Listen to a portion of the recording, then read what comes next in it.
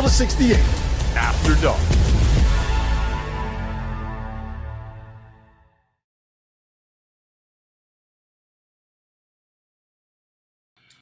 Hello and welcome to the Friday evening edition of the Field of 68 After Dark. We just watched Illinois and Michigan face off in what was one of the more anticipated games, I think, of the college basketball week and maybe even the college basketball season, and it not necessarily live up to the hype that we expected. The environment was great for about the first 25 minutes of the game, and then Michigan, as Brad Underwood so eloquently put it, took off the belt and beat our behinds with it. My name is Rob Dauster. I'm joined tonight. We got Norm Roberts live from South Florida. We got John Henson live from Las Vegas, and I'm stuck here in New Jersey where there's still 8 inches of snow on the ground. And I'd rather be in South Florida with Norm, honestly. So, honestly, I don't blame you, man. Whatever. You look like you're getting ready to have more fun than me, though. I can guarantee you that. Listen, man. Fun in Vegas costs a lot of money, so it's all relative. You got it. Yeah. Yeah, you got it after the Michigan win too. So that helped you out a little bit. So let's start with this, Henson. Number 3 Michigan 84, number 10 Illinois 70. You felt very good about Michigan being able to cover and win this game. Why, and what was the most impressive thing about this performance for you? I kind of did a deep dive. I looked at the Ken Palm and I kind of saw Illinois' resume, and on paper they're ranked so high because their offense is so good. So that just jolts them up. But when you look at it, they've beat Tennessee, Purdue, and Nebraska are their best wins. Now, not saying, not discrediting that, but it gave. I was like, man, listen, Michigan's gonna put belt to what, because when you really dive into it, they haven't really beaten anybody really good, and tonight was another example of them not being on that elite tier. Yeah, elite tier of teams that can win it all. And Michigan goes 8 deep. They got 8 starters out there, 8 guys that can start on most teams in the country, and that was just too much for them. As you saw, just blow after blow, hit after hit. When the bench comes in, there's no drop off, and that's what this Michigan team is. Yep. Norm, Michigan obviously coming off of the loss to Duke, and they struggled a little bit with their game in the middle of the week. But this was a statement. This was, I think, them saying to the college basketball at large, to people like me that said, yeah, I think Illinois got a really good chance to win this game. We're back. We're here. Don't forget about us. I would say this: Michigan is too big, too strong, too athletic, too deep, and they're skilled. Their front line dominated the game. Mara had about a 5 to 6 minute span where he was ridiculous. They couldn't do anything with him. Lundenberg was just being himself, being dominant, and Merez Johnson was terrific as well. So there was nothing Illinois could do. They totally dominated their front line. And, you think about it, Michigan still really isn't making outside shots. I think they shot 31% or whatever from the 3 tonight, but their defense was unbelievable. Their defense took Illinois out of everything. And when you look at the stats, Illinois had, I believe, 8 or 9 assists for the game. So what that told you is they defended them in a way that they said, you're going to have to score off the bounce. You're going to have to beat us creating shots to go score. And with their athleticism and their size, that's going to be really tough to do. Yeah, I think Lindenberg was the key in that too.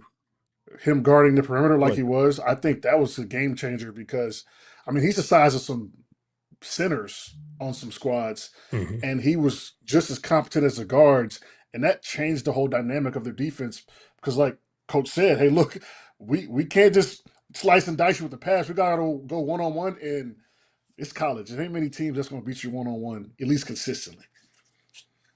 Yeah, the thing about it was, it felt like, Henson, to your point, Michigan was kind of saying, we're going to switch into some of these mismatches, and we're going to take our chances on some of our guards on our wings, guarding your bigs in the post, and we're going to force guys like Keaton Wagler and some of these other guys to deal with Lindenberg and Morris Johnson on the perimeter. And the one thing that those two big guys can do is they can move their feet, man. They can.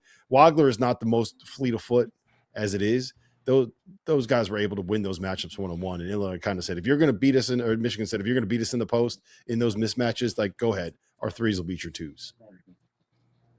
Hey, Rob, the other thing I think hurts Illinois at times is Illinois has trouble keeping quick guards in front of them. And I thought Cadeau got to the basket a couple of times quickly on him. You know, LJ Kaysen was able to attack in transition. They do struggle with what you're saying. Their foot speed is not great. And sometimes they can get quicker guards can get into the rim or get to the rim against them. Yeah. Henson, I do this every time that there's a long, lanky center on the other team. But Adai Mahor, the stretch that he had at the start of the second half, he had a couple of blocks in there. He had a couple of really nice assists. And I mean, he caught the lob. He had another dunk on someone. He overpowered someone in the post. There was the one move where he like faked the pass one way, faked the pass over Humberkhouse's head, and the dude turned around. Then he hit him with a little jump hook going to the right hand. Like there was about a 5-minute stretch where he looked like he was the second coming of Arvydas Sabonis way back in the day. What kind of impact, when you have a guy with that length that can protect the rim, that can pass like that, what kind of impact does that have on a team, and how difficult is that for opponents to match up with? I mean, he's a security blanket, and when you have all that talent surrounding you, and then you have him coming in and like that he put the game away. The dunk, the and one, the passing ability, just seeing over the defense. He's got really good hands too. You know, that's what I know. He catches the ball in traffic and finishes high. He was kind of, for me, like the star of the game because he dominated in his minutes. And those 22 minutes, he dominated. And that ultimately pushed the Wolverines to get a lead that was comfortable enough to where Illinois kind of had to start chucking threes and searching for answers because there was nothing they could do on that defensive end to stop. I mean, even with the zone, you know, with the lob play and the guards get into the lane, it looked like a bad matchup kind of from the start if you really watch the game. We were able to catch up with Adai Mahor here after the game. One of the best players the best stretches that we've seen this season, and also a guy who had something to say to Jeff Goodman here in our interview. Now let me welcome onto the field of 68 after dark, Adai Mahor, who took over tonight's Michigan win there in Champaign. 19 points, 8 of 9 from the floor, dominant in the second half. Adai, how'd you guys get it going the way that you got it going early in the second half to create some separation? I think we got, first of all, getting the stops and getting the rebound. That was one of the keys for this game. Once we start doing that, we were able to run a little bit faster on transition. And that got us to open shots, moving the ball, play with our pace. And that was probably one of the biggest things for get the lead and get those I don't know, like 10, 20 points lead. So Adai, it's been a lot of fun watching you kind of emerge here with Michigan and people kind of see what you can do as a player. It's got to be fun. Like, how much fun are you having playing in this system with the guys that you have around you right now? It's super hot. Wait, no, I'm doing an interview. Can I say hi? Oh, hey, Dusty, what's up, man? Hell of a win. Can you ask me the question again? Just like how much fun are you having playing in the system? And it feels like Dusty's really figured out a way to be able to kind of showcase your passing ability and what you could do defensively. It's super fun. Like playing with these guys, with all the teammates. They're really good players. They know what to do. So every game, even if it's a tough game, if it's a loss, like those 2 losses that we have, it's super fun to play with them. We are not selfish, so it's super fun when you're playing in a team that everyone pass the ball and enjoy playing together. But I don't think it's just in the games. I think it's like day by day on practices. We also have fun. We know that we gotta get to work and get the things done, but at the same time, as I said, we have fun playing basketball. That's the biggest thing, you know. It's a game, so you gotta have fun playing a game. So yeah. All right, Adai, yo puedo hablar poquito español. Necesito un favor. Okay. That's good. That's good. ¿Cómo se dice en inglés? Jeff Goodman no sabe ball. Jeff Goodman no sabe de baloncesto, you can say. Yeah, exactly. No sabe Does de not know baloncesto. ball. Don't put it on the title, man. No. Don't do that. All right, last thing I got for you, Adai. You guys won the outright Big Ten championship tonight. What do you guys have to do, and what can you take away from this game to be able to prepare for the run and maybe win an NCAA championship, get a Final Four, reach some of the bigger goals that you have? I think after after playing the whole season, I would say that those games that maybe the opponent is not, I don't know, I don't want to say like bad team, but like I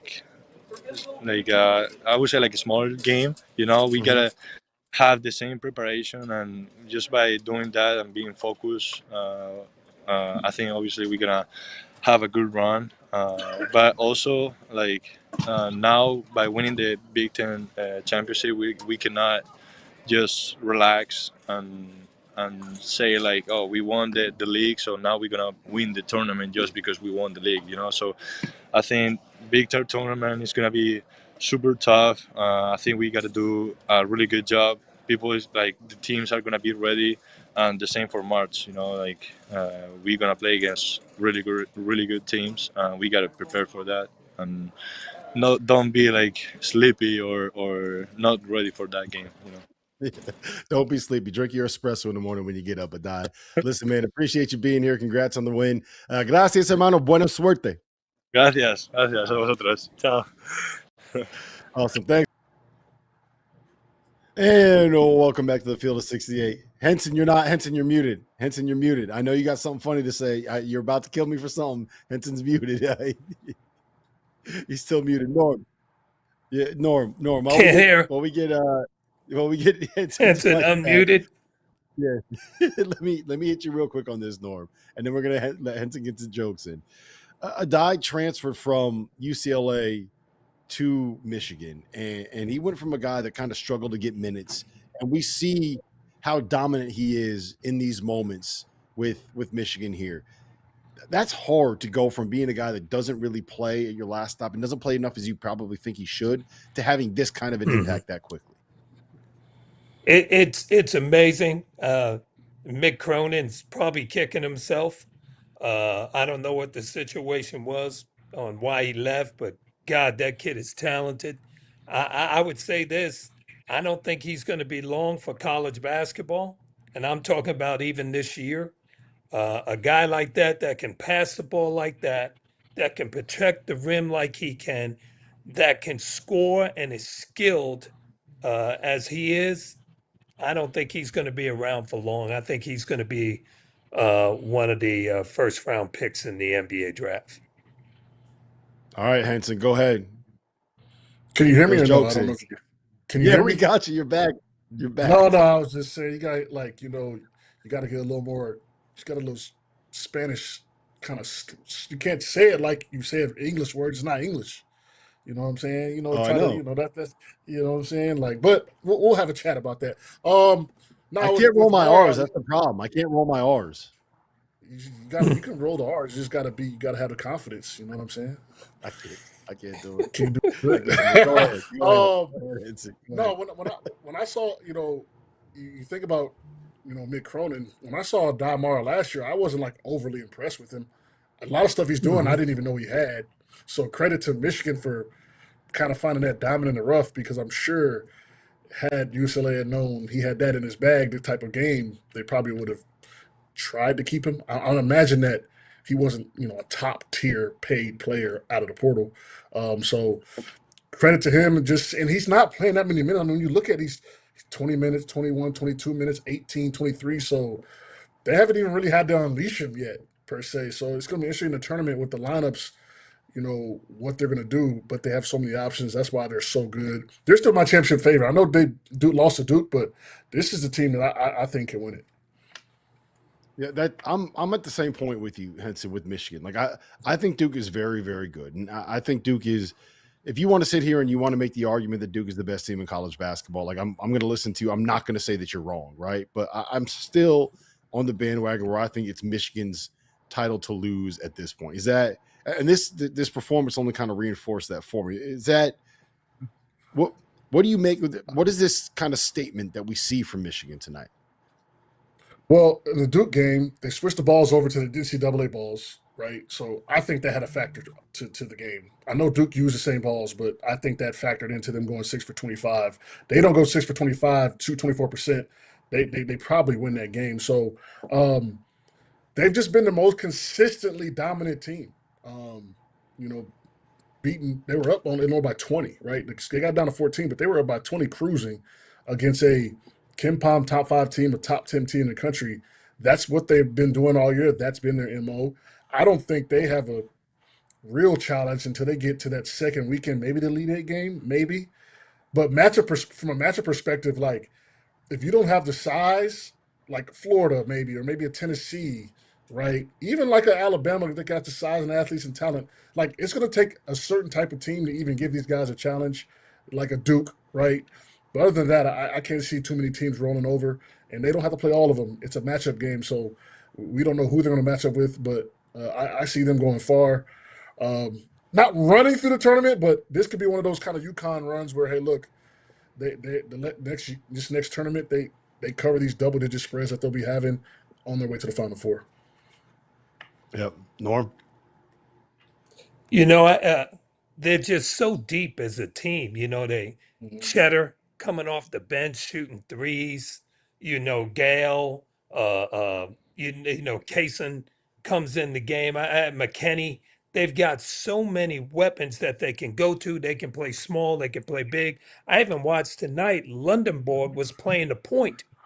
They had him at the point some, initiating offense and those things. A 6'9" guy coming at you like that, that's hard to handle. That's going to be hard for a team to handle that plays them, off of just one day to prepare really for them and everything. That's going to be really hard for a team to handle someone like that in the NCAA tournament. I think they've got a chance to win it all. In the tournament, anything can happen. They got to stay focused, but they've got all the pieces to do it. Yeah. I want to pivot this real quick to the Illinois side of things. And Norm, I said before the game, right, that I thought that Illinois was the kind of team that when you look at the way that you have to play to beat Michigan, that Illinois actually kind of has those pieces, right? They have size. They're really good on the glass in theory. They have bigs that can step out and pull players away from the basket to try to create the space for guards to get to the rim. We saw it against Wisconsin, right? Wisconsin had all their bigs make threes, and then the two Wisconsin guards, John Blackwell and Nick Boyd, were able to get to the paint, and they were able to finish at the basket. And I thought that Illinois kind of has a similar roster build. Thinking about how this game played out, I actually thought Illinois got some of the shots they wanted. Their issue was on the defensive end. I don't think they played well enough, especially against the bigs. But I don't come away from this thinking that Illinois is any less of a team than I thought they were heading in. I just thought they had a night where they didn't make the threes that they kind of scheme and bet on themselves being able to make. I'm still in on Illinois being a team that can get to a Final Four. I believe they can. They're very, very talented. They can really shoot the ball. Obviously, they've got many players that can do that. Boswell's working himself back in after being out some and those things. Obviously, Keaton Wagler didn't shoot it great, but he still scored 23 points. They do have a lot of weapons. I do think the key is going to be on the defensive end for them. They've got to be able to guard. They got to be able to guard some of those quick guards that I was talking about. The other thing is, teams are going to, if you watch Illinois play, they play like a European team, obviously, because they have so many foreign guys on the team. And I that's wonder the why, drive, Norm. the kick. I wonder why that is. Yeah, exactly. That is the drive, the kick, extra pass, that type stuff. If you can keep them out of that and make it where they're doing more dribbling, where they're playing more one-on-one situations, I think that hurts their team and hurts their flow offensively. And I think Michigan was able to do that tonight against them. Yep. But I still think they're a terrific team and they've got a chance. I think Michigan said we're gonna drag these boys down to the mud, right? European guys, right? You know, they it is what it is. They don't like to be touched. They're not as physical as some bigs are. Very skilled, but I think when you had guys like Landenberg and Morez Johnson Jr. and Adai Mahor kind of just not bullying, but hey, look, like we're not gonna let you just run around and slice and dice and carve us up, and we're gonna crash the glass. I think that was the big difference, right? Like we're gonna be physical with these guys. They don't want to bang all night. They want to shoot threes. They want to, backdoor cut, screen and rolls, pop, pick and pop. Michigan wasn't going for that, and that's what you have to do to a team with skilled bigs that aren't as physical as maybe some of the American bigs. And Michigan had a perfect game plan. We're gonna drag you down to the mud. Let's see what you do down there, and it didn't go well for them. Yeah. I mean, look, Michigan it felt like they got every single loose ball, every single 50-50 ball, especially in the first half. Hey, dunking, yelling, like, you know what I'm saying? No, they're not getting like, it wasn't fouling. Mars dunking on there. Like, listen, that was the story of the game. So, yep. I also want to give a little bit of a shout out to Morris Johnson, because he is a guy who he walked into something of a hornet's nest tonight. Like, we saw the clown face that was put out there. The fans definitely had a little bit of fun reminding Morez that he was at Illinois last year, even if it depends on who you ask what happened in that situation when he was leaving Illinois.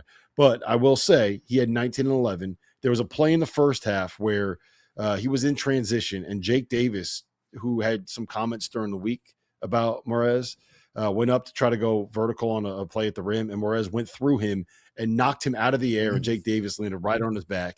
And then, like 3 possessions later, Morez Johnson had a tip dunk on Jake Davis, and you could see his eyes. They zoomed in on the replay before they went to break, and he dunked it, and then he just looked at Jake, and he gave him one of these, like, yeah, okay. See you, buddy. Norm, what do you make of that performance from Morez Johnson? He's a difference maker for this group. I thought he was terrific. His energy and his force with the way he plays is terrific. It's important for their team for him to play that way. I think when you go into an environment like that, it's a hornet's nest. What you should do is kind of what he did. Now, I know he got boisterous a little bit, but let your play do the talking. Don't say anything. Just say, hey, watch my play, watch what I do. And I thought he did that tonight. I thought he was very, very aggressive and played his game, but he played with a lot of force, like Henson was talking about. He was bullying guys around. He was bullying them around and said, no, I'm the big dog, not you. And that's how he played. Yes, he did. Yes, he did. Go ahead, John. No, this is the best game of the month for him. The best game of this month, best game that I've probably seen him play to date, with a little extra motivation. Obviously, he played with force. He played with passion. He's another guy that probably won't be a first-round pick. He probably won't be there next year. I think he gets drafted in the first round as well. So, they've got 3 first-round bigs on their front line. It's going to be tough to beat. Yeah, that's the tough thing about him, man. When you look at just kind of who can beat them, right? It's who has the size and the physicality and the athleticism to match up with those 3 guys. And then when they go with that, I'm doing air quotes here for the people listening on Sirius XM, the smaller lineup where they have Yaxel at the 4 and Morez Johnson at the 5, which is like a normal team's big lineup. How do you deal with the switching, and how do you deal with the mismatches? And that's just such a good team, man. They're so much fun to watch, and credit to Dusty and Mike Boynton and the rest of that staff for putting that group together. We got to hit a break. On the other side, we have Roco Miller joining us, one of our bracketologists, who's going to help us talk through bubble teams, seed lines, and whether or not Florida has a chance to actually get up to that number 1 seed. As you know by now, we have teamed up with BetMGM again this season. We'll be using BetMGM lines to make all of our picks, and we will have special offers for Field of 68 fans, including same-game parlays, best-in-class live betting, and daily odds boost. If you haven't signed up for BetMGM yet, use bonus code FIELD to get up to a $1,500 first bet offer on your first wager with BetMGM. Here's how it works. You download the BetMGM app, You sign up using bonus code FIELD. You deposit at least $10 and place your first wager on any game, and you receive up to $1,500 in bonus bets if your bet loses. Just make sure you use that bonus code FIELD when you sign up. Make this college basketball season one for the history books. Make it legendary. And don't forget, if you haven't signed up for BetMGM yet, use bonus code FIELD and get your $1,500 first bet offer today.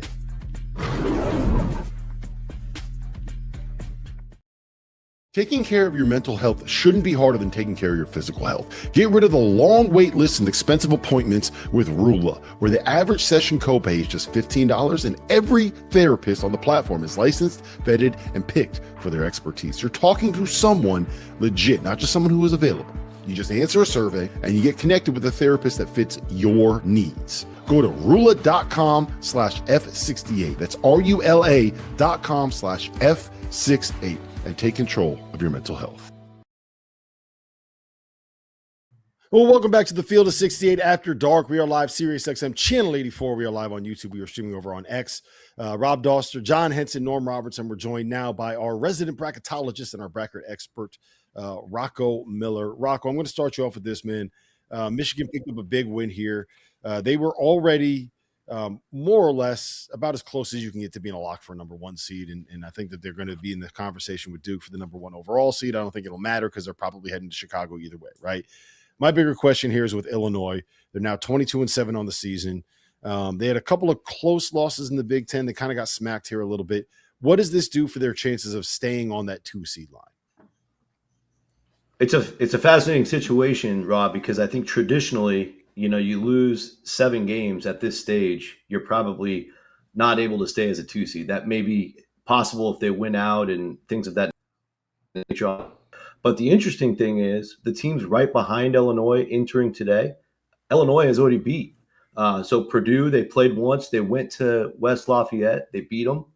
They played Nebraska twice. And they each won on each other's road course. So I think Nebraska becomes the interesting piece. But I think everybody that watched the 2 games, you would all agree probably that Illinois was a slightly stronger representation between the two. They went to Nebraska, pretty much dominated the second half. The game in Champaign was Nebraska getting a huge lead in the first half, Illinois rallying like crazy. I think if that game goes 1 more minute, maybe 2 more minutes, Illinois wins and sweeps Nebraska. So I think the committee's going to have a real struggle with that if it ends like this. And that might actually keep Illinois as the last 2 seed for now, just because Purdue and Nebraska are the next 2 on the list. The interesting team after that might be either Gonzaga or Kansas. Kansas, a monster opportunity at Arizona tomorrow. Gonzaga, a big game as well at St. Mary's, their biggest conference game that they can play, a quad 1A game in Moraga, a team that's won 24 games in a row at home.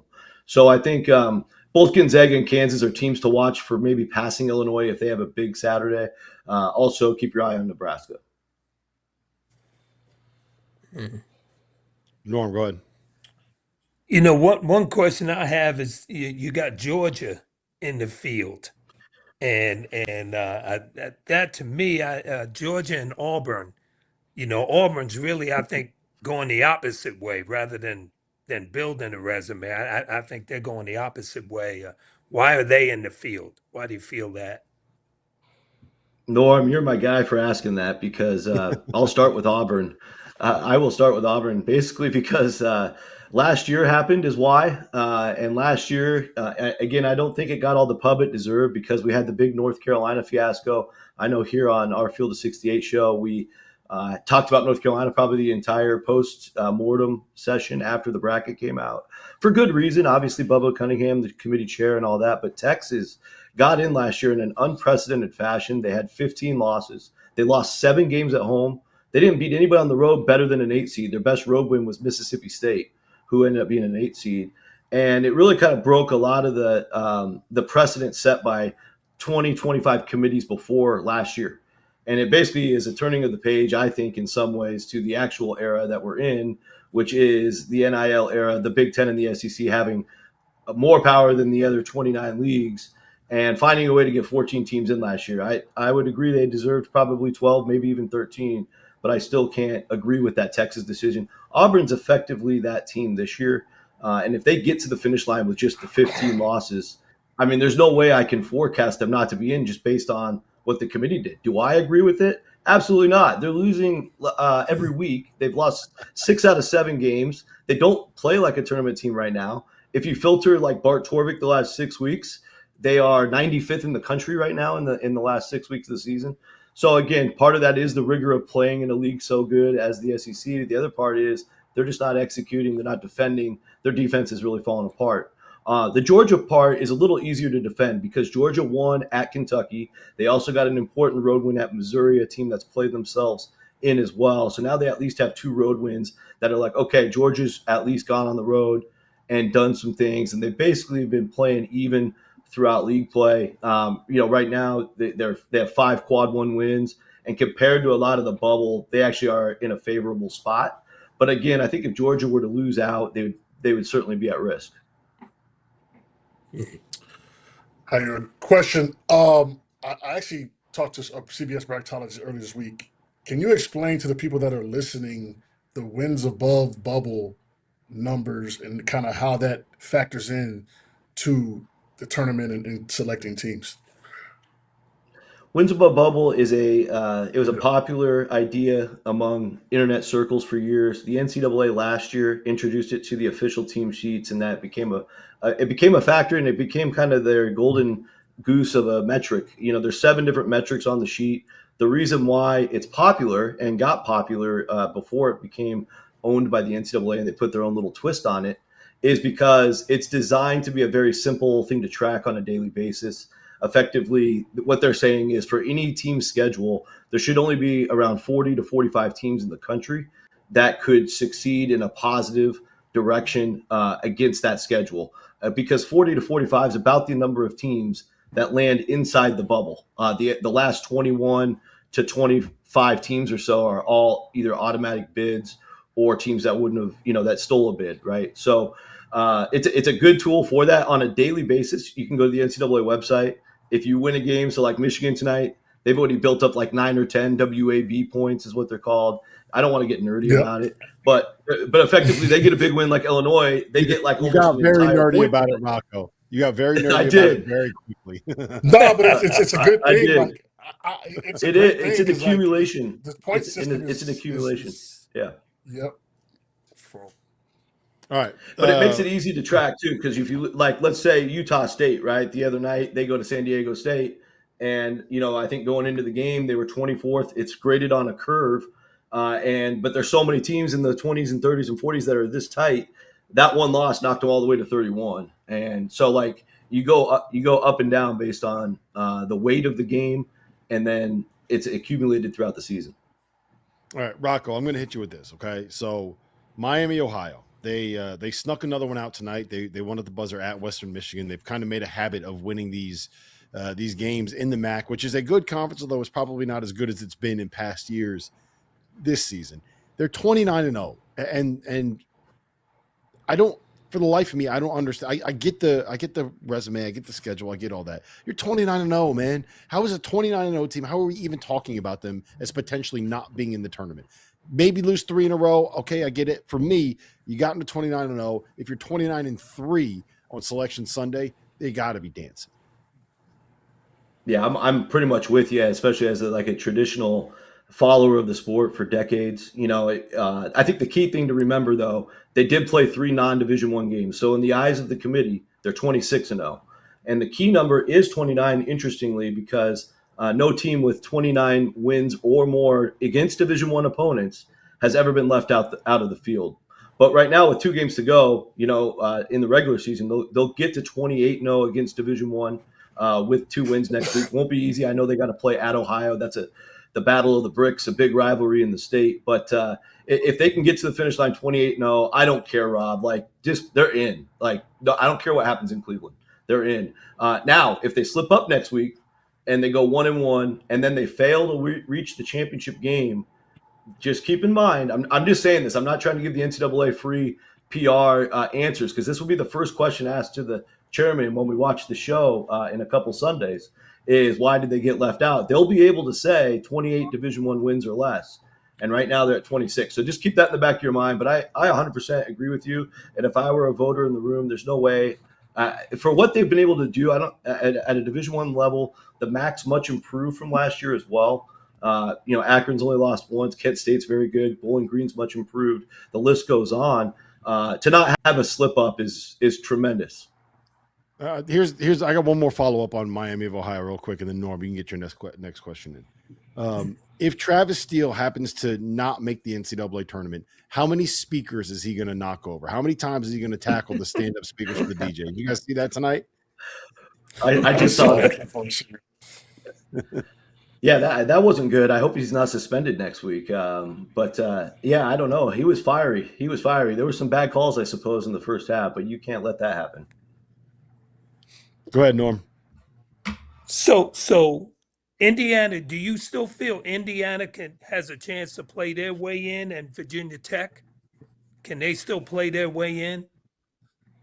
Yeah, Norm, that's a great question. I mean, both of them are just outside today, but with the remaining schedule, they absolutely can. So the Hoosiers, they get to play Michigan State on Sunday. Big home game. It's not necessarily going to put them back in. It could slightly, but obviously getting that win will be substantial for a team that's on the bubble. Indiana's big thing that they need, though, is an important road win. Right now, they played 8 games on the road against teams that are in the top 2 quadrants, not just tournament teams, but that includes some of the teams that aren't going to the tournament, and they're just 1-7 with a win at UCLA. So for me personally, I think the big box that Indiana needs to check is another good road win. The last one left is at another bubble team, Ohio State. I think that's the most important game left for Indiana, mainly because if you're looking across, the different things you want to see from a candidate to get selected, that's the area that needs the most improvement is their road record and the competition. So I think the Ohio State game on the last day is the most important game for Indiana, but Michigan State and Minnesota at home, obviously they need to keep winning as well. So all of them are important. With Virginia Tech, they got really interesting over the midweek. They didn't even play, but a bunch of bubble teams lost. And when you're sitting there, you're looking at Virginia Tech. Here's a team that's beat Virginia, who's just done nothing but win. We'll see how they do tomorrow, but they've done nothing but win for the last month, and they keep crawling up the board. They're up to like 13th in the country right now, and they beat Cal, who's another bubble team. They've won at Clemson. At the time, it was a really big win. Clemson started to play a little worse, the last few weeks, but they're still a tournament team. And we're at the stage of the game where you're just looking for bubble teams that actually have proven something, have won on the road against tournament caliber competition. So a Virginia Tech strong finish would go a long ways. They have 2 opportunities, 2 monsters at North Carolina, and then the rematch at Virginia. I think if they get one or the other, it's going to carry a lot of weight, probably put the Hokies in. Question on the 1 seed line. Florida goes Arkansas, Mississippi State, Kentucky, and UConn has Seton Hall and Marquette. Florida wins out. Yep. Florida wins out. You got to put them number 1 seed, right? They win the SEC. They've got to be number 1. They win the SEC. Yeah, the problem, John, is there's only 4 spots. There's only 4 spots. Yeah, I mean, we can't create new regions for Florida, but I think that's the hard part, because I agree with you. Like, Florida is awesome. Like, they're unstoppable right now, but unfortunately, they lost a lot of games early, and they still own the 6 losses. The way the committee evaluates it, and again, it's my job here to tell you what I believe the committee is going to discuss and value the most, is they basically treat all 31 games as if they were yesterday. They're all equal. Doesn't matter if it was the last game of the season or opening night. And obviously Florida did lose on opening night. But I think Florida is a great plan B. That's the way I described it on our show earlier for the committee. If UConn slips up in one of those 2, I think the situation to watch is really the Big 12. Iowa State and Arizona play next week. We know Iowa State's sitting in that 5 spot. I have Florida in the 6 spot right now. So somebody will lose that Iowa State-Arizona game. Arizona really needs to be the team to lose because they've got a very established resume, plus they beat Florida head-to-head, so that doesn't help either. But if Arizona can fall twice, I mean, tomorrow they host Kansas, so it's not a guaranteed win either. If Arizona falls twice and Iowa State can slip up somewhere, then I think the door will be open for Florida. It's really hard. I mean, Dauster will tell you, it's really hard to project UConn to lose either of those games. But, you still got to show up and win the game, so anything's possible. If UConn shows up the way they showed up against St. John's and they're strolling to a national championship, they're putting a 30-point beat down on Michigan if they show up that way. All right. Yeah. Look at me that way. I don't care. See, that's why. See, like, here we go. Like, that's why we can't even, like, that's why Florida needs to be number 1 seed. Because look how Rob's talk. Look how these UConn fans are talking right now. They got one win against St. John's, inconsistent St. John's, and now all of a sudden they're championship contenders. You're right. St. John's does stink. It doesn't mean anything. Well, that's the other thing too. That's the other thing too. UConn beat Florida, so it's going to be so hard for Florida. Yeah, Marky, you said so it's so hard for Florida to jump. They also lost. It's going to be hard. It's going to be hard. I was there, 77-73. I was there, Henson. Yep. I saw it with my own eyes. I think that the analytics. Yes, we love analytics, but we also need to put some more basketball perspective into the eyes of like who's playing the best at this time. Because I know when I was playing back in the day, that mattered. It's a little. It wasn't all these numbers and things going on.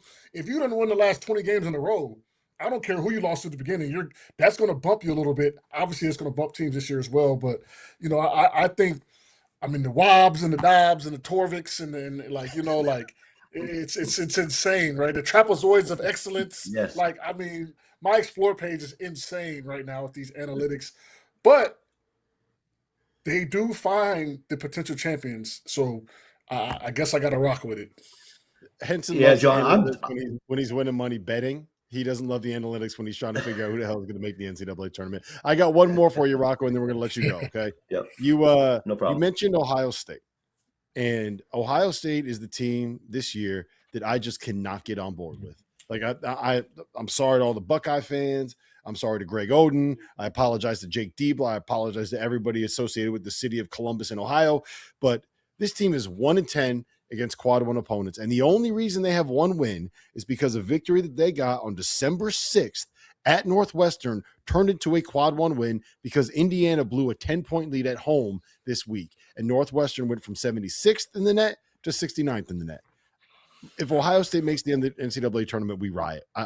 This is not acceptable. I don't care about playing games. I don't care about anything else. If they don't have the brand, if it's North Carolina, I get it. It's Carolina. You got to get that brand in the dance somehow. Ohio State is not North Carolina. We cannot reward 1-10 against quad 1 opponents. Rocco, talk some sense into these people, man.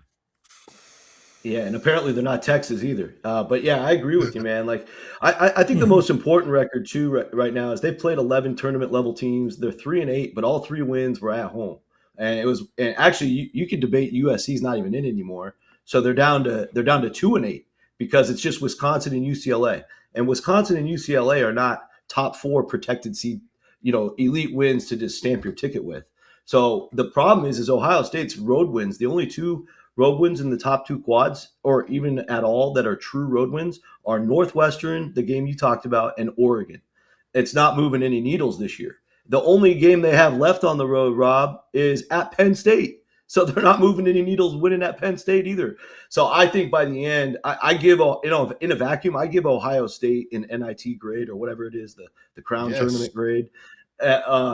For sure. And I'm just waiting for a couple of these teams like your Virginia Tech example or Indiana, who plays them the last game of the year, to just come over the top, off the top rope and knock off the Buckeyes once and for all. Because I just think there's no way, even a home win over Purdue, yes, that helps because it's an elite team in the protected seed range, but they haven't done anything on the road. And for me, maybe I'm old school, but you got to beat somebody on the road when you get 10, 11 chances in the Big Ten. Yes. Exactly. Yeah, go ahead. Their late game execution has been their issue. I think that is when they're close. They're in the games. They're 1 or 2 possession, 3 possession games. They're in the game execution from everyone from the bench to the. That's been the difference in their season.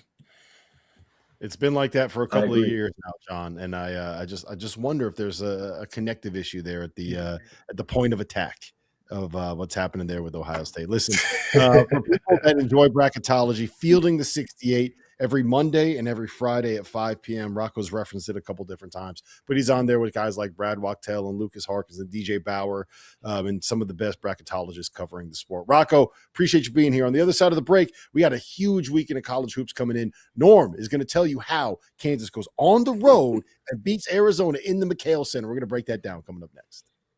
Big news, guys. Cash App just released a new status program for the way people actually spend called Cash App Green. It unlocks new ways for you to pay, get rewarded, and easily grow or manage your money on your terms. Now, when you spend at least $500 a month with the Cash App card or Cash App Pay, you earn green status, which unlocks benefits like up to $200 of free overdraft coverage, higher borrow limits, and custom personalized cashback offers every Friday at places that you love to shop. Turn everyday spending into status with Cash App Green. Download Cash App today or visit cash.app/new to learn more about this and other great features launching now. For a limited time, new Cash App customers can earn $10 if they use Cash App 10 in their profile at sign up and send $5 to a friend within 14 days. Cash App is a financial services platform, not a bank. Banking services provided by Cash App's bank partners. Prepaid debit cards issued by Sutton Bank member FDIC. Cash App Green, overdraft coverage, borrow, cashback offers, and promotions provided by Cash App, a Block Inc. brand. Visit cash.app/legal/podcast for full disclosures. Are you trying to follow everything happening in college basketball? It can be overwhelming. That's where the Field of 68 Daily comes into play. The Daily is your go-to source for recruiting news, game analysis, portal updates, and much, much more. For just $50 a year, you get access to the same information that your favorite coaching staff is subscribed to. Quality content can be hard to find in the college basketball space. The Daily is here to help. Make sure you subscribe today. This year, college basketball fans can win a VIP trip to the Court of Legends event featuring the Cavender twins. Just place sports bets, and your position on the leaderboard will determine if you win one of the 25 grand prize packages. Just sign into your BetMGM account, opt into the promotion, then start placing sports bets at least $10 to climb the leaderboard. Make this March one to remember. Join the Court of Legends leaderboard and make it legendary. While we're talking about the BetMGM boys, by the way, Rob Dauster here, I got John Henson and I got Norm Roberts. We're going to talk a little bit about some of these betting lines and some of these spreads and some of the games that we got coming up this weekend. The one that I want to hit on first, there's a lot that we got to get to. And I'm going to make Henson say nice things about Duke coming up next. So if you are a Duke fan, please stay tuned because he's going to be very complimentary of your program. But Norm, we're starting with you, man, because your Jayhawks, and yes, I'm calling them your Jayhawks. You were on staff as like 6 months ago. They are your Jayhawks.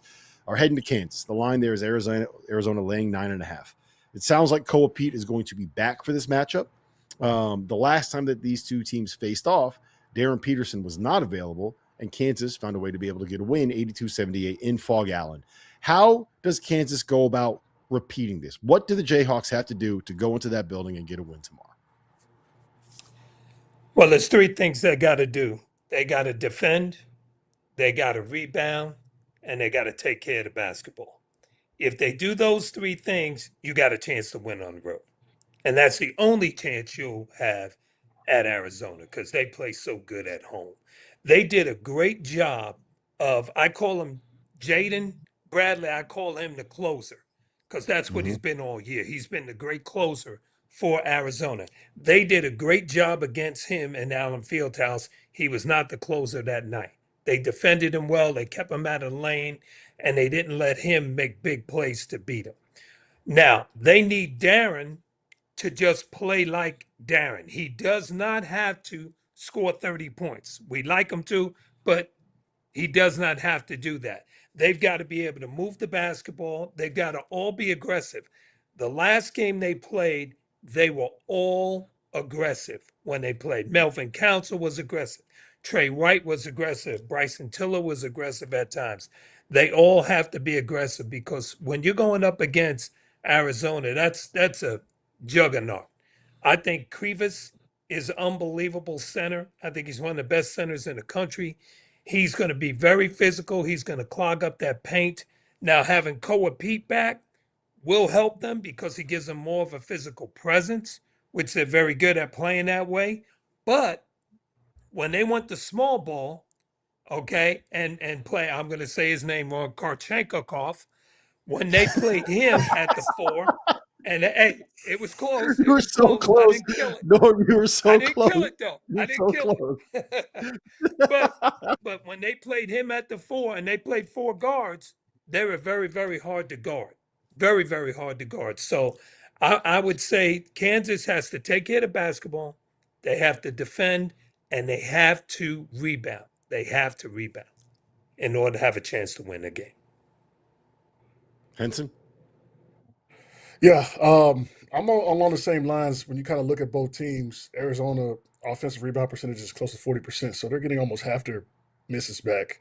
So, and then Kansas defensively, they turn you over. They don't turn you over as much as you would like, so that kind of takes away from the upset kind of things, extra possessions.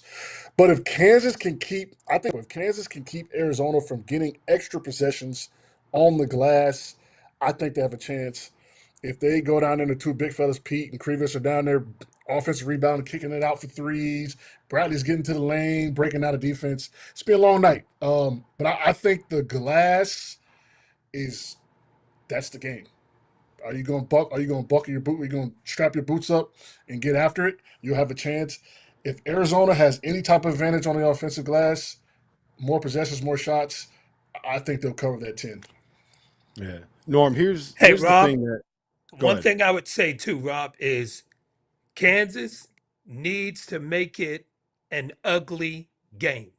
It needs to be ugly. It cannot be going up and down like this. It needs to be an ugly game. That would help Got them. to drag them to the mud, coach. That's what we got to drag them to the mud. Yep. Norm, the thing that I was going to hit you on is that the player that worries me is Mateus Krivas, right? He had 14, 15, 6 blocks and 4 assists the first time that they played. And I love Floyd. I think Floyd is right there in the conversation for defensive player of the year in the Big 12. I think he's had a phenomenal season, but he's given up 5 inches and 70 pounds to the big fella. And it's not like Kansas has any just monsters walking around this year, at least compared to how big Krivas is. How do you deal with that kind of size and physicality inside if you're Kansas? Well, I think the thing that helped them at home, and I will tell you this happens with all teams across the country. When you play at home, you're allowed to play more physical. You're allowed to be more aggressive and more physical. It's just natural. And at Allen Fieldhouse, that was about as physical of a game as you can play, because if not, that big cat Krivas will foul your whole front line out. He's so big. So I would imagine at Arizona, they're going to be the more physical team, or I shouldn't say more physical team. They're going to be allowed to be a bit more physical than they were in Allen Fieldhouse. So that's going to be a big key to the game. I'm not sure you can trap him a ton because he's a good passer and he can see over the defense. He's very good, and he made some great passes against Kansas last time. I think you got to mix it up. You got to trap him some. You got to play him one-on-one. You got to try to push him out, get him away from the basket. You could kind of front him if you could, just so they can't throw it in right away. It's got to be different. It's got to be different types of coverages on him, because you just can't do a steady diet of one because he's such a good player. Henson, we're going to pivot here. We're going to go to the Duke Virginia game. We got about 4 minutes left to kind of preview this. We were talking, I think, off air. 10.5 points to lay is a lot of points. I like Virginia in this spot, mostly because I do think both these teams, especially Duke, is going to try to really slow it down here. Talk me off this ledge, man, because I feel way too comfortable about saying I'm going to bet the team that's going into Cameron Indoor Stadium right now. It's tricky. 10's a lot of points for a team that's Virginia's one of those sexy paper teams. That's what they are to me, right? They're a really good team. Obviously, they've played well in the ACC, doing great things, but this Duke team is a whole different beast, as we've seen night in and night out when they play certain opponents in Cameron. They beat Notre Dame by 50, right? So, seems like a lot of points, but as you said, fair, it also seems a little trappy. Duke is really good. You kind of keep waiting for them to slip up. They don't slip up. I can't really tell you other than, I like Duke to win this game, maybe Virginia to cover, but I think Duke continues to roll, man. They're just so good, more so defensively. And I talked to a few people after that Michigan win. I was like, I was surprised Duke got that W. But when I learned about the resources and the analytics and the things Duke has at their disposal, one of a D1 coach said, you should not be surprised at Duke winning any game ever, right? So that's how I feel about them now, man. I think they're going to play well. Virginia may cover, but Duke gets out there with the win. They're rolling, and I don't know if they'll run through the AC tournament, but a team like that, you might want as a coach maybe to lose to kind of shake them up a little bit and say, hey, look, like we still could be beat. Other than that, man, I have no negatives to say, man. Duke is a wagon. You heard it here first. Norm, talk to me about this tester-rater. Yeah, breaking news: Duke is good at basketball. Talk to me about this tester-rater Cam Boozer matchup at the 4 spot, because those are two guys that are going to be their paychecks are going to have 2 commas in it from an NBA team here at some point very soon. They're kind of similar as players in that both can score from the perimeter, both are decent passers, both can score inside, got great footwork, both of them. I think the key for Virginia is obviously going to have to shoot the ball well. If Virginia can spread them out, shoot the ball well, because they're going to defend. Virginia's a pretty good defensive team, and they've got some decent size, and they've got some different lineups they can throw into the game. So I think that's going to be a big key, is that they've got to shoot it well. They've got to make sure they control the paint and don't let Duke dominate them in the paint. And then I think they're going to need to have the kid Jakari White needs to come off and make some big threes for him, and he's totally capable of that. Mallory's a guy that can score the ball too, even though he's small. I think that's a big key. And then for Duke, Isaiah Evans, he just makes shots. He makes shots, and he's got no conscience. So he's always a guy that's a threat that can score the ball. And I think Virginia's got a chance. I do. I think they've got a chance. But they've got to shoot the ball well, and they've got to rebound.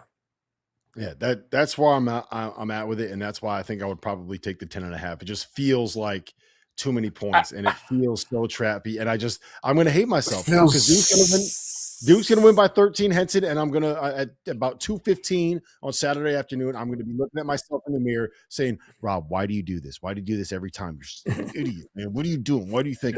And Duke will get down on you too. They'll get down, and then they go on these massive runs. The way they move the ball too, their ball movement, especially with Boozer, that thing pops. I mean, it's a beautiful sight to see. All right, real quick, Norm, toast the night. What do you got? Well, I guess the toast of the night would have to go to Mara. I thought that guy was terrific. I thought he played great. I thought he had that 6 or 7 minute span where he actually took over the game and really won the game for Michigan.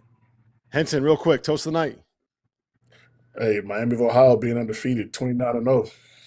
Toast to y'all. Ryan Mee, my toast. Ryan Mee, Vassar College heading to the finals of the Liberty League Championship Tournament. We'll see you guys in the afters. Field of 68 after dark.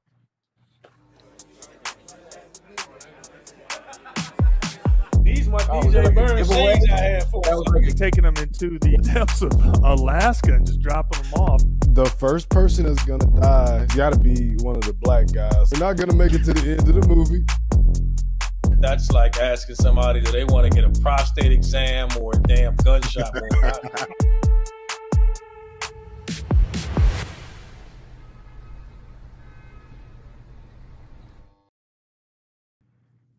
Welcome to the Field of 68 After Dark. The Afters, Rob Dauster, John Henson, Norm Roberts. Jump in the chat, fire away with some questions. I'm going to start with this, guys. Cactus Jack 999 gave us a super chat earlier. He wanted to know that if Michigan and Miami of Ohio, if they played, 1, do you think the line would be more or less than 29.5 points? And 2, would you take Michigan laying 29.5 points, Henson, against Miami of Ohio? I think I know the answer to this question. I wouldn't take 29.5 because that's just too many points. Even I don't care who's playing who. But I'd imagine that line would be probably 18.5, 19.5, and I'd hammer Michigan. I would hammer Michigan at 29.5 in that matchup. Love Travis Steele. I love you, man. I'm taking Michigan 29.5 points. Norm, On a neutral? On a neutral. On a neutral in Miami of Ohio's gym, in Ann Arbor, in Rio de Janeiro. If they're playing in there, I don't care where it is. I don't care where it is, man. Give me Michigan in that matchup. I'm sorry. Norm, come on, back me up here. No doubt, all day, every day, I'm taking Michigan. Michigan's good. They're covering. It ain't no doubt. They're covering, man. Dagan, what else we got? Fellas, one just came in here. What do you guys think has been the best conference this year? Is it really a debate, I guess? Big 12. I mean, it's not really. Go ahead. Big 12. Yeah. I mean, it's not really a debatable thing. It just is what it is. Yeah, I would agree. I would say the Big 12. When you're talking about the Big 12, you're talking about that 6 to 7 schools that on a given night can beat each other, and they've kind of beat up on each other a little bit here at the end. I think the Big 12 has been the best conference all year. Yeah, I think it's close. I think the top of, well, maybe not. Yeah, you're probably right. I was about to make a case for the Big 10 being the best conference, and I can't even say that the top of the Big 10 has been better than the top of the Big 12 anymore. So I think you guys are right. The one thing I will say, BYU's kind of fallen off here, and it sucks because of Richie Saunders' injury, and obviously Texas Tech is dealing with the JT Toppin injury. The guy I want to shout out is Johnny Dawkins, Norm. He's I don't think very many people expected him to get this season at UCF, and then he got it despite the fact that he's missed 6 straight NCAA tournaments with UCF. They're at 20-7 now. They're at 9-6 in the Big 12. Barring something catastrophic, like he's going to have them back in the NCAA tournament this year. He's done such a great job, and he's a great guy. He's the easiest person on the planet to root for. He is. He's a pro's pro. He's a good person. He's really turned that program in the right direction. He lost pretty much all of his team. Yes. And to put that team together that he put together and to get those guys to play cohesive is unbelievable. And he took some guys from other high major programs that people kind of gave up on and said, Kugel, Burks, I don't know if these guys play. And these guys are having really good years for him and playing well and playing together. So I give Johnny a lot of credit. And they're a dangerous team. In the Big 12 tournament, I'm telling you, they're dangerous. They could definitely get to the semifinals. Think about who was on their roster last year, right? Keyshawn Hall, who's now averaging 20 or whatever it is at Auburn this year. Mustafa Cham, who's at Cincinnati now and is starting as one of their better players. Dior Johnson was at Tarleton State, and he was, I think before he got hurt, he was the second leading scorer in college basketball. And they had one other, I'm blanking on who the other. Off the bench. Mikey Williams. Second leading scorer. Yeah, Mikey Williams. And then the kid at Providence, Jalen Sellers, played 3 games for him and then transferred to Providence, where he's looked like an NBA player at Providence. That's what he lost. And he's put this thing together to the point where they're better this year than they were last year with all of those pieces. So I don't know if that says something good about this year versus maybe we should have had questions about what Johnny was doing last season with that talent, but he's had a great year, man. And he's earned himself a nice fat contract extension there. So congrats to Johnny Dawkins. Dagan, what else we got? Well, we'll build off of that, fellas. And I want to know what team has surprised you the most this season. We'll go in a good way, of course. The most surprising team. Norm, why don't you start, Norm? Okay. I would start with the team that we talked about, Virginia. I think Virginia's been ridiculous this year. And all they've done is won 25-3, 13-2 at home, 8-1 on the road. They've been really, really, really, really good. I think Tester Ritter has played fabulous for him, but also Malik Thomas has really played well for him. That guy is a bucket. He can play the point. He can play the 2. He's strong. He's physical. But the depth of their team is so good. And to have put, 12 new players together, and for them to come together like they have, I think it would be Virginia. That'd be my surprise team. Henson? Obviously you have, the Vanderbilts and Nebraskas and stuff. But I was looking kind of at the ACC standings, and I'm going to probably go with NC State. When I kind of started looking into it, they finished the average of 10th in their league for the last since 2018. Average of 10th. They were last place 2021, third to last year. And so, I just wanted to, give Will Wade his flowers, man. They're in a race for a bye, top 4 seed. They'll probably either tie with North Carolina or win the 4th seed outright. So I saw them play live a couple weeks ago with Paul McNeil and Copeland and Darren Williams. They're kind of back in relevant. The Red Reckoning? Shout out to Will Wade, one of my favorite coaches also in the country. So that's a team I would say surprising me, getting the at-large bid this year, first year. Shout out to the Wolfpack. So here, well, I know that hurt to say, first of all. Second of all, I hurt to say, man. I need plan. They're hooping. I need some clarification on something, John. Okay. Yeah. Let's just say in theory, right, that NC State, North Carolina, and Clemson all finish 12-6 in the ACC standings, and they're all tied for 4th place. Mm-hmm. Do you win the bet, or does Jeff Goodman win the bet? Well, whoever brings the tiebreaker, whoever gets the bye. So it's got to be the 4 seed. It's got to be the 4th seed. It's got to be the 4 seed. Whoever gets that bye, that's the bet. Because it could go the same way with Jeff. I know Jeff is not going to just if NC State is tied, Jeff is not going to be as cool as I am about it. So we're going to just stick to the 4th seed. Oh yeah, Jeff won't be cool about anything, man. I promise you. NC State ties for 4th and ends up being the 6th seed. He will never, ever, ever hang that picture up. Exactly. We're going to have to go to his house, break into his house in Charleston, and put that picture up there and find a way to be able to super glue it or cement it or something into the background of his because he won't do it on his own. We're going to have to break in there and go do it. So I'm with you. The bet was they will not get a bye. That was the bet. They will not finish top 4 and get a bye. And that's what we're going to go with. That's where we're going with. Hey, Rob. I got your back. Go ahead, Norm. Another team, and I don't want to just leave them out, is I think you got to look at Miami, too.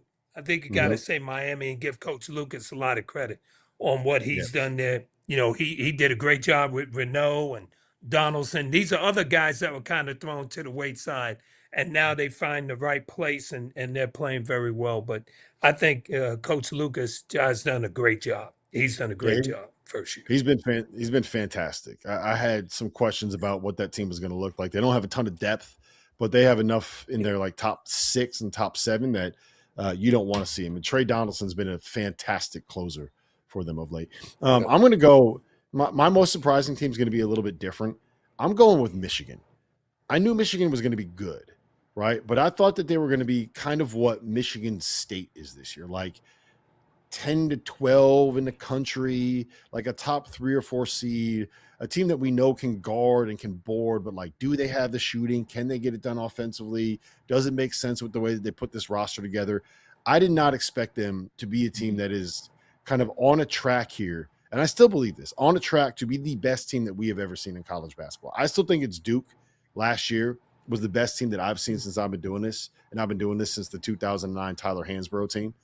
I thought last year's Duke was the best team I've seen since doing this. And I think Michigan, if they can run this thing out, you got to really think about them as being the best team that we've seen, at least I've seen since I've been doing this. And this is year 17 for me. So I'm going with Michigan as my most surprising team because I never would have guessed that this is going to be the way that this played out. So credit to Dusty and those guys for the roster that they put together here.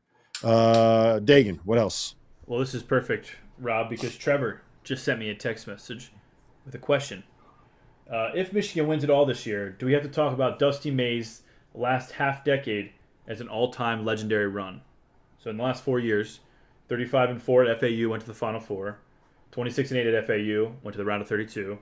27-10 at Michigan, Sweet 16. And then obviously this year, they would, or if they win it all, they'd be about 35-2, whatever the number would be. I don't know about all-time legendary run, but it'd be a hell of a run. Right? We've seen guys go back to back. I think Todd Golden having, I would make the argument that Todd Golding winning the championship and then turning around and getting Florida this good would probably be in the same conversation. It's a hell of a 4-year, though. I don't know. What do you guys think? Norm, what do you think? About Florida, I think if we're talking about Florida, I think Florida has a chance to be in the Final Four. I think Florida is as hot as any team in the country. I think Florida's a team that maybe could handle Michigan because of their size and what they could do. I think Thomas Houck is a lottery pick. I really think Florida's really good. If I was picking a Final Four, Florida would be in the Final Four for me. I'm there too. He's off to a great start, but he has to take home some hardware. Only thing to be in close counts in these days is horseshoes and hand grenades. So we'll see what they do this year. And if he gets a championship, then we can start, really start that conversation up. But so far so good. Obviously having a great run, but he's got to bring some hardware home to get in those conversations. I mean, we were talking about Florida, right? Championship outweighs all of it. Yep. You know what? I'm gonna actually change my thought on Dusty. I've thought about it a little more, Trevor, and turning Michigan into a champion, like the what we think they could be if they win this championship, and then combine that with getting to a Final Four at FAU. Like, the more I think about it, the job that he did, like that probably was the second worst program and the second worst job, not program, the second worst job in that conference when he took it to a Final Four. So it might be, Trev. I've rethought it. I've flipped. I've changed my opinion here in about 5 minutes. So anything else, Dagan? All right. Sorry, hold on. Let me get so everybody can hear me. Brandon in the chat. This is a different way of wording this. We've obviously talked about this before. But which team has the most to lose tomorrow instead of gain? Most to lose tomorrow. I'll let you guys interpret that how you like. Let me think. Most to lose. I would think. I think Iowa State has the most to lose tomorrow. If they get beat by Texas Tech, that could knock them down at least a line or maybe two. But I think Iowa State has the most to lose tomorrow. John? Ooh, that's a great question. I would say, Arizona's it's a tough one. Let's go Louisville. They've dropped to all the way to they're in the 8 seed line in this 7. Yeah, Louisville's kind of in the free fall. Yeah, they're in the free fall right now. They've got to play at Clemson. They've got to shore some things up, or they're going to be limping into the tournament. And history says when you're limping into the tournament, you go home pretty quickly. I'm going to go with the other team in the state of Kentucky. I'm going with the Kentucky Wildcats. They've lost 3 of their last 4. They're sitting at 18-10 overall. They get Vanderbilt at home.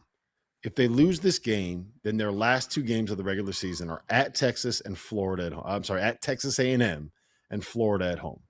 And I don't think that they're beating Florida at home. And going to College Station and playing against Buckyball and kind of what that team's going to do, and Texas A&M is going to be desperate. That's going to be a really tough game. If you lose this game to Vanderbilt at home, I think there's a real chance that you're looking at a situation where you head into the SEC tournament 18-13 overall, having lost 6 of your last 7 games. And that puts you in a spot where you better not do something dumb in the first couple of rounds of that event, because you might be, if you go home early, you might be heading to the NIT. And I think that Kentucky right now, I don't think it'll happen, but you lose this game to Vanderbilt and you're setting yourself up for the possibility that the wheels could fall off of this thing down the stretch. And you do not want that to happen if you are Mark Pope. Since I've been doing the Mountain West swing, I've got a team that has a lot to lose tomorrow. New Mexico loses tomorrow, they're done. They were on the bubble. They lost to Nevada. San Diego State's the last 4 in for Phil 68. So if New Mexico loses tomorrow, season over. Okay, next 4 out. So yeah, if New Mexico loses tomorrow, it's curtains. Yep. You got one more, Dagan? Yes, our final question, and we'll let Henson go to dinner out there in Vegas. but this question comes with a little bit of Vegas in mind with this. So you guys have a headlining show out there in Vegas. What are you doing? What is it about? Are you doing magic, comedy, singing, dancing, messing with tigers? I don't know. What are you guys doing out there? You have a headliner show. Norm, what are you headlining? My own show? Your own show. Yeah.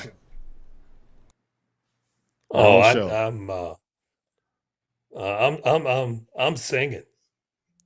I'm definitely singing. You can tell by the voice right here. I'm definitely singing. Norm, what's your go-to karaoke song? No, I don't have one of those, but it would probably be something with Luther Vandross. If it's Luther Vandross, I'm singing that, fam.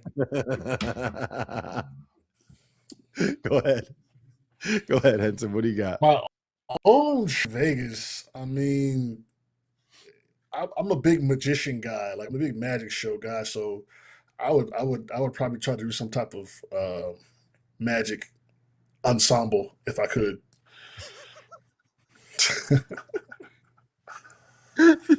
All right, look, you know what? Here's your task, Henson. When we get to the Final Four, okay, you got to bring some kind of magic trick. You got to have something ready to go.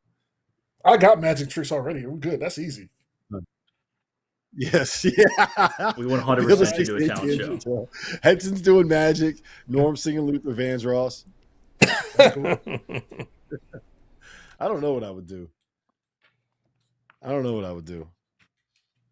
Maybe playing a band or something. I used to be able to play the guitar when I was in high school. There we go. You know what? Norm, while you're singing, I'll be your backup guitar. You play. I'll be the guy playing guitar for you. There you go. You got our band. We'll be the opening act for John Henson's magic show.